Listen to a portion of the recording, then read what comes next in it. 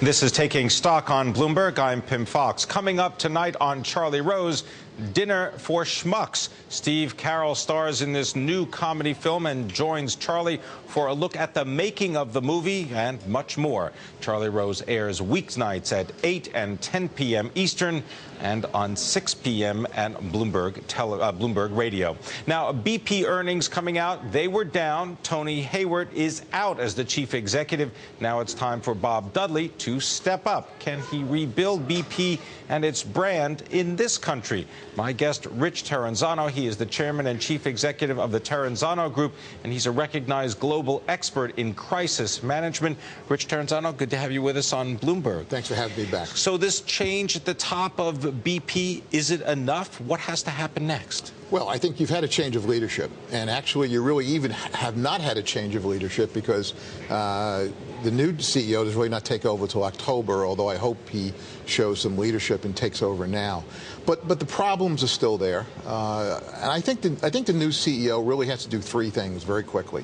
One, he has to go down to the Gulf, where it's a place where he grew up, and have a press conference and talk to the people of the Gulf as the new CEO. Tell them what he's going to do differently. Talk about some of the issues they've had in the past. Apologize and say, here's our new strategy. Here's our new public strategy. Here's what we're going to try to do better in a more timely way. Secondly, I think they have to look at all of their operations from top to bottom. And they have to put some new policies in place that are much safer than some of the policies they've had.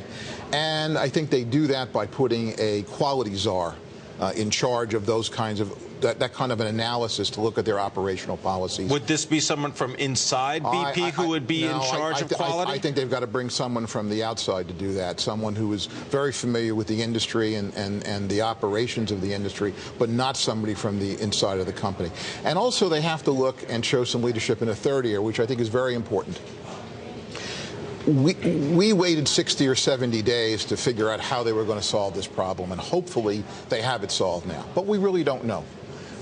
They really need to say, look, if we have a problem in the next few days or next few weeks with what we've done now, we have plan A, B, C, and D in place or lined up to try to resolve the issue. But do you think they really have those plans? I don't think they do. And if I had them, I'd be talking about them right now.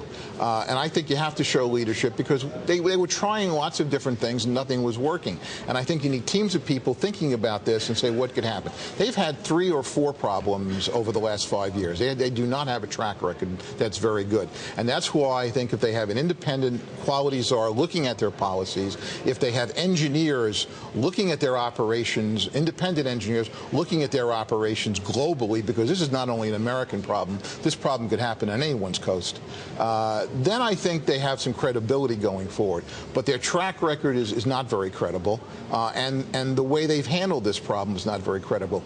Just today, you may have seen the headlines that the chairman was on the conference call with investors. He answered 4 questions, and he had a very busy schedule and had to leave. Now, if I were the chairman of that company, investors are one of the most important constituents they have right now.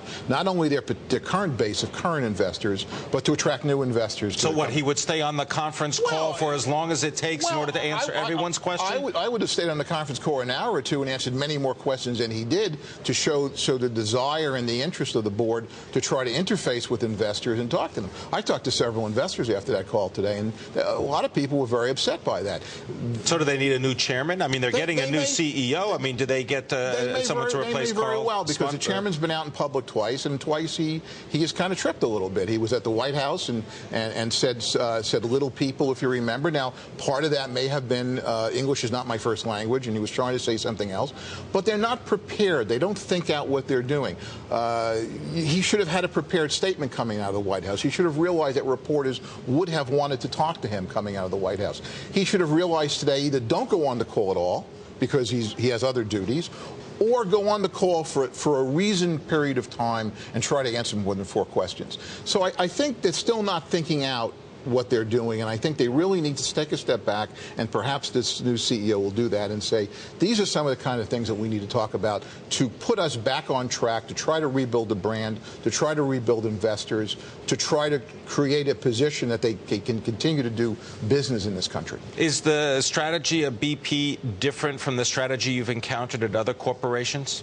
It is. I think that, first of all, most corporations I've encountered over my career, whether it have been at the New York Stock Exchange or in a crash of '87, or what we dealt with in 2001 with Merrill and with many of the exchanges, there were plans in place. There were rehearsals that were done for catastrophic issues. In '87, when we had the crash of '87, we had been rehearsing a plan for close to 5 years.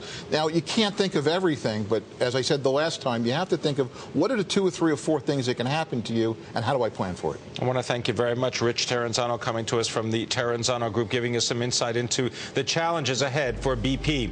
Coming up, are chemical stocks a market hotspot?